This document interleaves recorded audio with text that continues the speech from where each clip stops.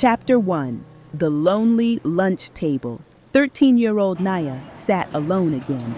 Her braided crown shimmered in the sunlight, but her eyes stayed low.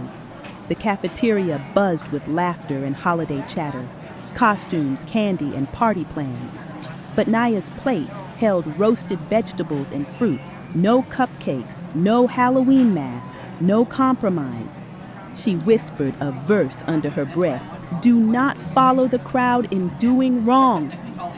Exodus 23:2. Across the room, a group of kids snickered. Why don't you eat normal food? One said. You think you're better than us? Another added. Nyia didn't answer. She just clutched her necklace, a tiny scroll etched with Yahuwah. Chapter 2. The Fire Within. At home, Nya's Amma, Sarah, wrapped her in a warm hug.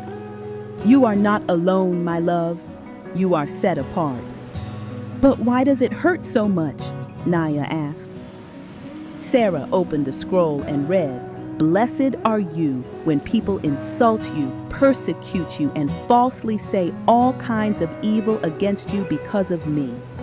Matthew 5:11. You are a chosen people, a royal priesthood, a holy nation. 1 Peter 2:9. Nya's eyes welled up. I just want to belong. You do, Sarah said, to the one who created the heavens and the earth. Chapter 3. The Spark of Legacy. One day in class, the teacher asked everyone to share a family tradition. Nyia hesitated, then stood. We don't celebrate holidays like most people, but we do light candles for Shabbat, sing psalms, and eat foods that remind us of covenant. We remember the Exodus, the promises, and the name above all names, Yahuwah. The room fell silent. Then a quiet voice from the back said, That's beautiful. Another whispered, I wish my family did something like that. Nyia smiled. Not everyone mocked. Some were curious. Some were hungry for truth.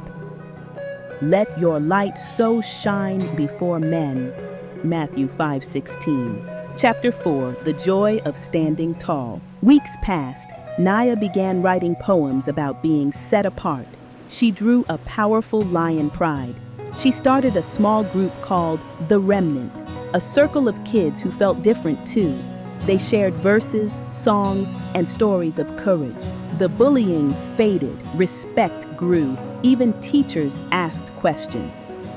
At the end of the year, Nyia stood on stage at the talent show. She recited, Though none go with me, still I will follow. Luke 9:62. I delight to do your will, O my Elohim. Psalm 48. The crowd erupted in applause, not because she fit in, but because she stood out. Epilogue, the fruit of faithfulness. Nya's story spread. Her poems were printed in the school newsletter. Her drawings became part of a calendar series, and her quiet strength became a light for others who walked the narrow path.